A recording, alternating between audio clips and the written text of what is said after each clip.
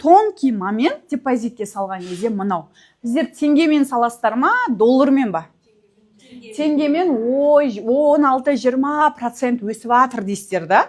Ал оны доллармен есептегенде 1-2% қана. Получается, сіз неге ойланбадыңыздар ма? Доллармен депозитқа ақша салсам 1-2% өседі да, ал теңгемен 16-20% береді деп. Неге именно swing трейдинг, неге именно инвестиция? Потому что біздің процентіміз доллармен мына процентті алып тауып отырамыз. Мен баяғыда үй алып бастадым, бұрыннан білетін болсаңыздар, 5 балама 5 үй деген сияқты. Бірақ 2 үйден соң тоқтап қалдым. Неге? Потому что бүкіл ақшамды долларға айналдыратын едім. Қазір мен долларға да айналдырмаймын, үйде алмаймын, ештеңе алмаймын, тек қана барлық ақшаларымды инвестициямен айналдырамын. Неге? Потому что долларға инвестиция жасаған кезде 2023 жылдан бері 447 болған.